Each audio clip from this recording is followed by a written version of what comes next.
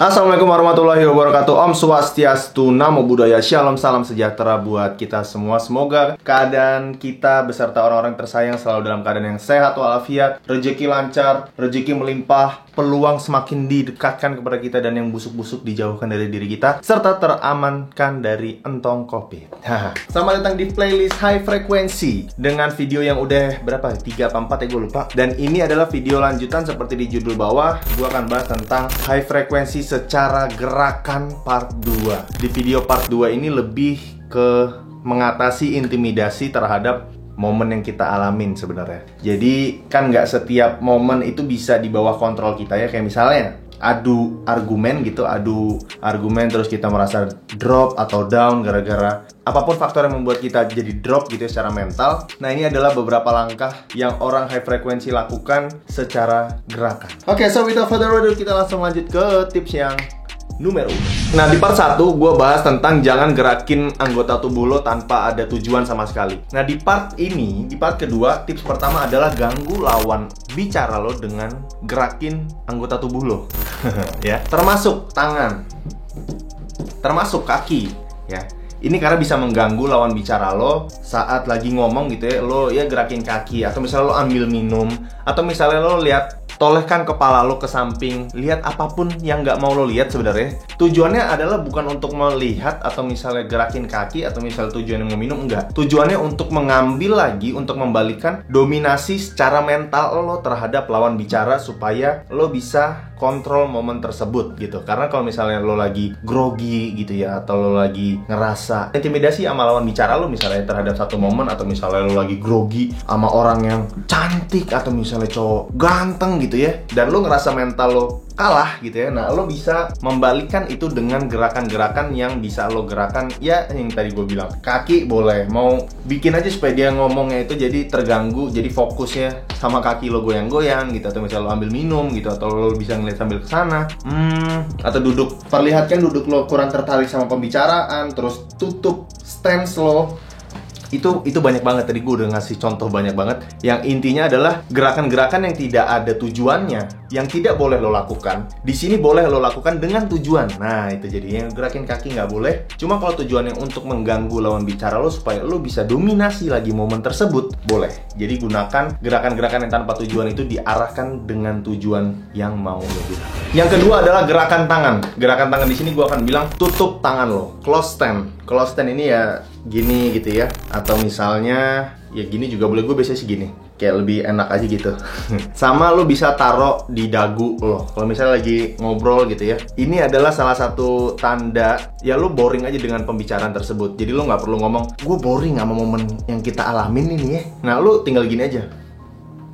Kalau misalnya mau lebih keren lagi, tutup mulut lo. Karena ini bahasa tubuhnya, artinya lo mau ngomong sesuatu tapi lo tahan, jadi lo tutup mulut lo. Dan ini banyak yang nggak sadar sebenarnya. Cuma emang di bahasa tubuh itu salah satunya dengan menutup mulut, itu tandanya adalah menutupi atau menahan apa yang mau disampaikan. Jadi tujuannya di sini adalah untuk mengambil dominasi lagi, mengambil dominan di momen tersebut. Jadi kalau misalnya lo ngerasa lagi drop, atau misalnya lo lagi diintimidasi sama lawan bicara lo, silahkan close stand lo, tambah lagi tutup dagu lo. Gini lagi boleh. Begini juga ada artinya, cuma mungkin nanti gua akan bahas ya di next.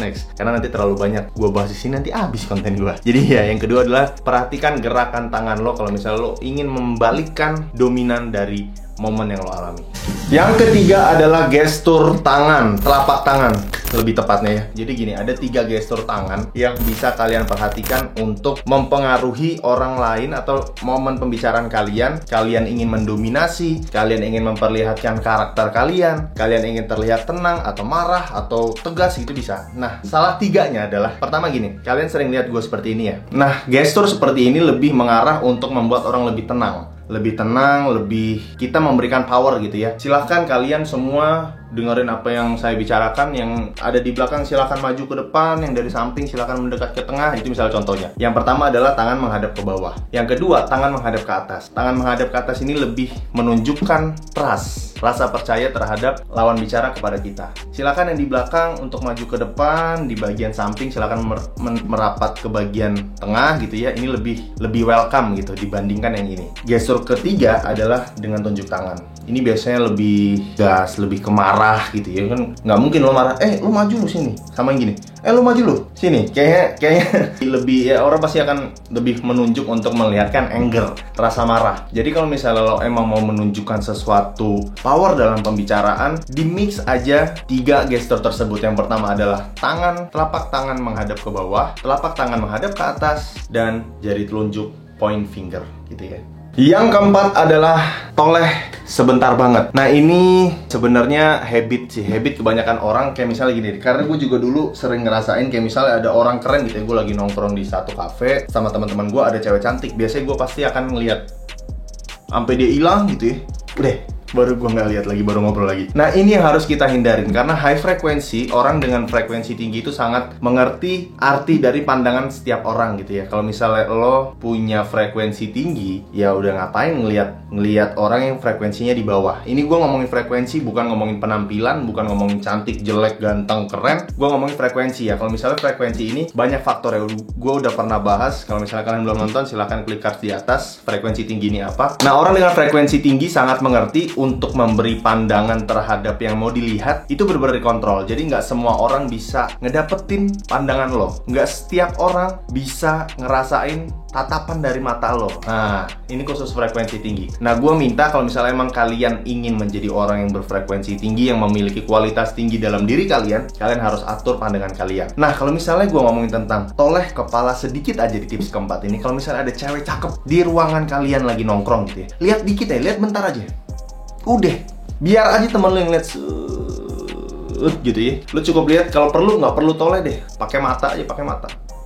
Deh, ini si cewek akan ngerasa gue kurang cakep apa ya sampai tuh cowok ngeliat gue bentar doang. Gue kurang menarik apa ya sampai palanya aja nggak mau noleh, sampai patah gitu. Enggak loh, padahal temen-temennya noleh, kok dia enggak ya? Akan ada kesan misterius yang kalian berikan terhadap si siapapun yang kalian toleh itu dengan rasa di bawah alam sadar ya. Jadi ini gue ngomongin bener-bener bahasa tubuh yang ya gestur ya. Jadi nggak ada bahasa verbal, karena bahasa non verbal di sini permainan high frekuensi ini. Dan frekuensi juga kan bicaranya nggak secara verbal ya, secara non verbal. Jadi kalau misalnya lo ingin memperlihatkan frekuensi lo, berkualitasnya diri lo, ya lihat sesuatu atau lihat orang yang menurut lo oke deh, ini kayak orangnya cakep atau gini ya, lo lihat bentar aja.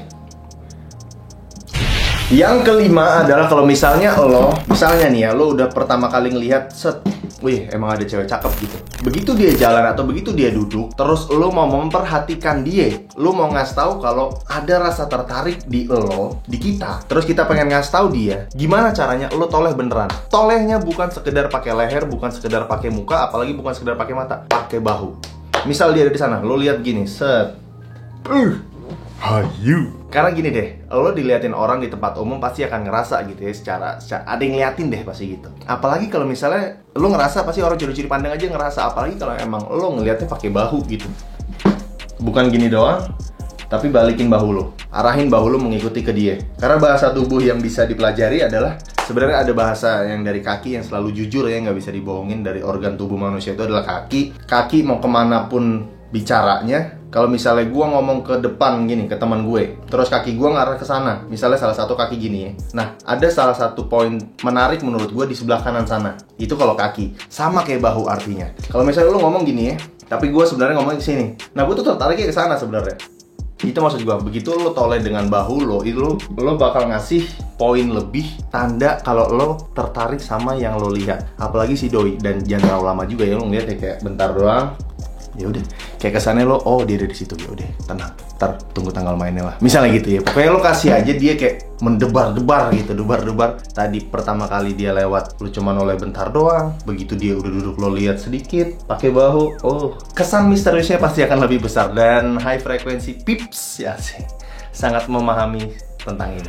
Dan the last but not least adalah ketika lo mau manggil orang di tempat umum, jangan pernah teriak. Gue udah pernah bahas di beberapa di video sebelumnya tentang high frekuensi secara bicara. Tidak dengan teriak, tapi dengan angkat tangan. Mau panggil waiters, waitress, mau panggil teman di tempat umum, woi, jangan gitu ya. Jangan, angkat tangan lo. Angkat tangan lo, dia lihat, baru mendekat. Mau dia yang dekat boleh, kita yang dekat dia boleh. Kalau misalnya si cewek gitu ya, lo Wah, tapi itu juga butuh gerakan mental yang sungguh besar itu ya. Lo ngangkat tangan ke cewek gitu kayaknya. Cuma ya kalian harus jalanin pelan-pelan, kalian harus jalanin tipsnya dari 1 sampai ke berapa?